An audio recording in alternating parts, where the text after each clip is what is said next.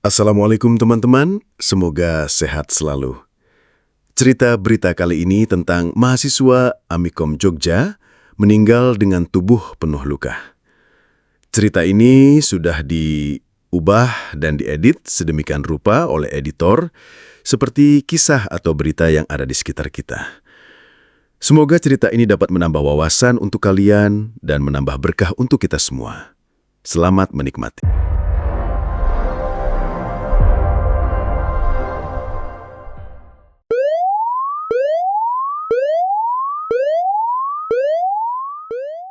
Sleman, seorang mahasiswa ilmu komunikasi Universitas Amikom Yogyakarta, Reza Sendi Pratama, 21 tahun, meninggal dunia. Dia meninggal dunia pada Minggu, 31 Agustus pagi dengan tubuh penuh luka. Pantauan Detik Jogja, jenazah Reza dimakamkan di Padukuhan Jaten, Sendang Adi, Melati, Sleman sore tadi. Tampak ratusan pelayat mengantarkan jenazah Reza hingga ke peristirahatan terakhir. Ayah almarhum Reza, Yoyon Surono, mengatakan putranya tadi malam pamit keluar rumah untuk ngopi bersama temannya. Saya nyari yang ini, mengajak, tapi belum ketemu anaknya.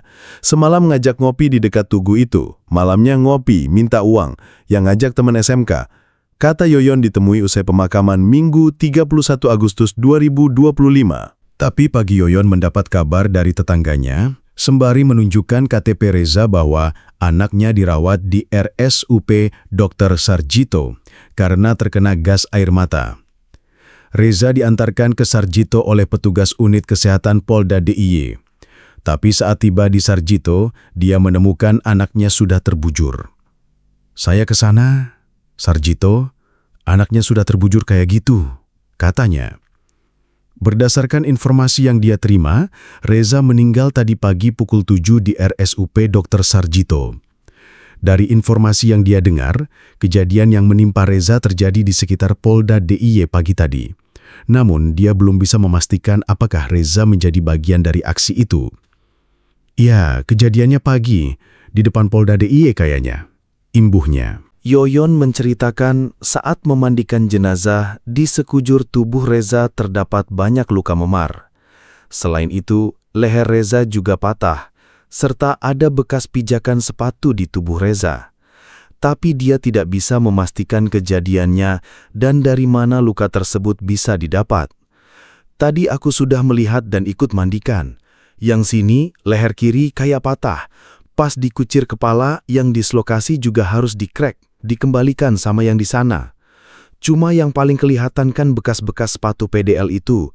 Sini, perut bagian kanan, sama bekas sayatan-sayatan, memar pukulan. Sayatan kayak bekas digebuk itu loh. Bocor kepalanya itu. Di sisi lain, keluarga tidak menghendaki adanya otopsi atas kematian putranya. Enggak, saya nggak mau otopsi, soalnya tadi harusnya sampai sini jam 1. Kita sudah maksud awal, tadi ada kendala dari kepolisian minta otopsi untuk mengantisipasi hal-hal yang tidak diinginkan, ujarnya. Cuma kita dari keluarga sudah pasrah, apapun yang terjadi, ini musibah gitu aja. Jadi kita nggak mau otopsi. Berdasarkan informasi yang dia terima, Reza meninggal tadi pagi pukul 7 di RSUP Dr. Sarjito.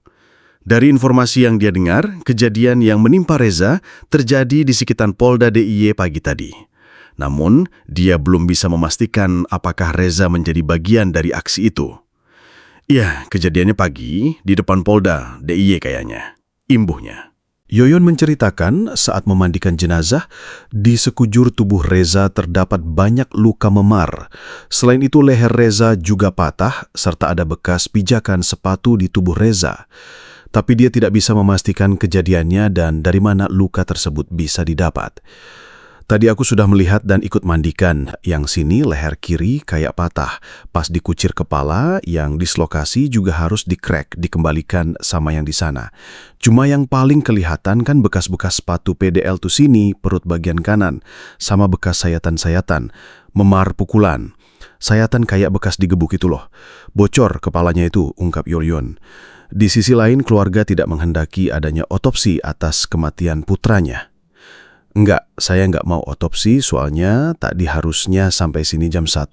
Kita sudah masuk awal, tadi ada kendala dari kepolisian minta otopsi untuk mengantisipasi hal-hal yang tidak diinginkan. Cuma kita dari keluarga sudah pasrah, apapun yang terjadi ini musibah gitu aja. Jadi kita nggak mau otopsi katanya. Kapolda DIY Irjen Anggoro Soekartono melayat ke kediaman Reza Sendi Pratama, 21, di Melati, Sleman, pada Minggu 31 Agustus malam. Reza merupakan mahasiswa Universitas Amikom Jogja yang meninggal dengan tubuh penuh luka. Kapolda didampingi dan Rem 072 Pamungkas, Kajati DIY, Bupati Sleman, dan Kapolresta Sleman saat melayat ke rumah duka. Kedatangan kami semua untuk bela sungkawa, turut berduka cita atas meninggalnya almarhum Saudara Reza Pratama. Keluarga, korban, menerima kami dan menyampaikan telah menerima dan ikhlas atas kematian meninggalnya putra beliau, kata Irjen Anggoro dalam keterangan video yang diterima wartawan. Dalam pertemuan dengan keluarga almarhum Reza, Anggoro menyampaikan pihaknya akan melakukan penyelidikan dan penyidikan jika keluarga korban menghendaki peristiwa ini diproses hukum. Kami juga sudah menyampaikan maksud kedatangan apabila keluarga akan mempertanyakan sampai kepada proses hukum dari meninggalnya. Kami siapkan semua proses itu mulai dari penyelidikan, penyidikan. Namun, proses awal keluarga menolak untuk melakukan ekshumasi dan keluarga menerima, katanya. Meski demikian, Anggoro tetap membuka diri kepada keluarga korban jika nantinya berubah pikiran dan ingin agar kasus ini diusut. Sekali lagi dia menegaskan hal ini akan dilakukan jika keluarga korban menghendaki kasus ini diproses hukum. Apabila ada masyarakat yang bisa membantu juga, mungkin ada saksi bagaimana saudara Reza. Selama ini yang kami lihat hanya dari media. Kami coba lihat berita-berita media sosial, apakah benar korban yang diperlakukan seperti itu.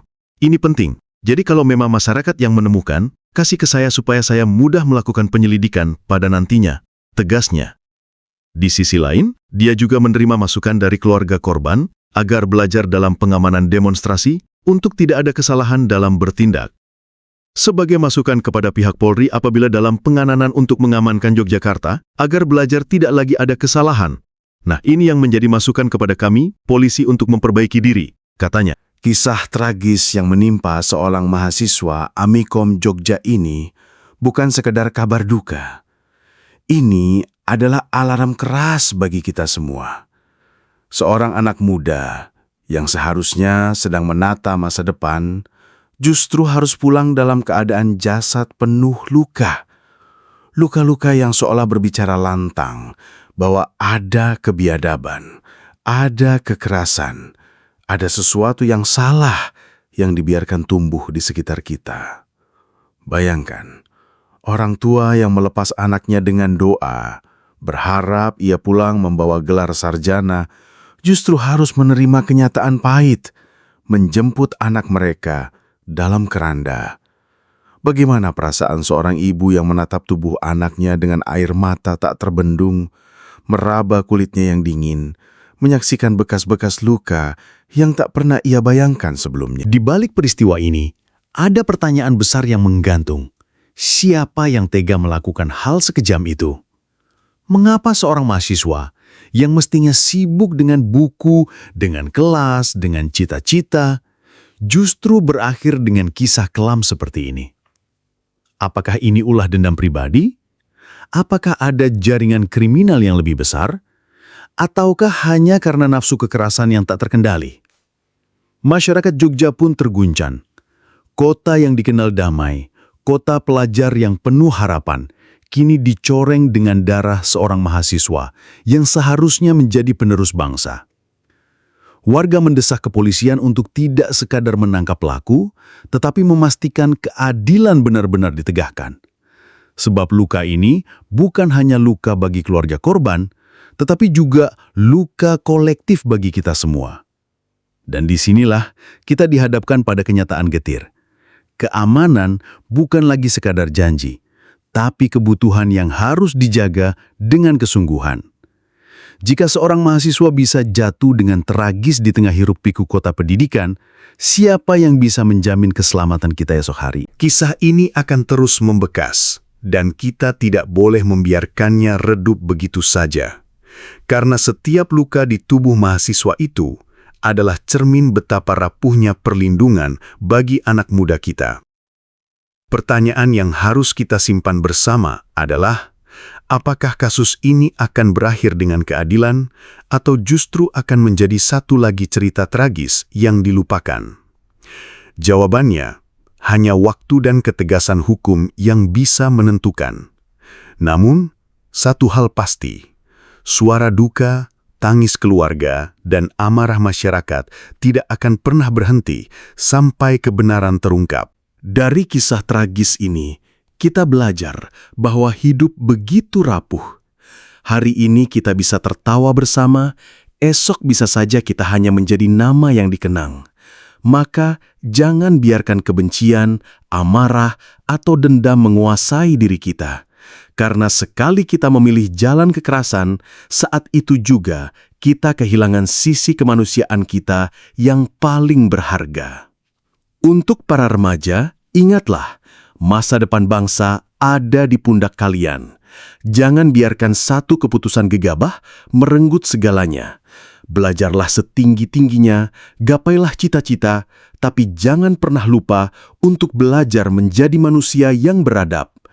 Hormati nyawa, karena satu nyawa yang hilang adalah kehilangan bagi kita semua. Dan untuk masyarakat, jadikan tragedi ini sebagai pengingat bahwa keamanan bukan hanya tugas polisi, tapi juga tanggung jawab kita bersama. Kita harus berani berkata tidak pada kekerasan, berani melawan kebencian, dan berani menjaga persaudaraan.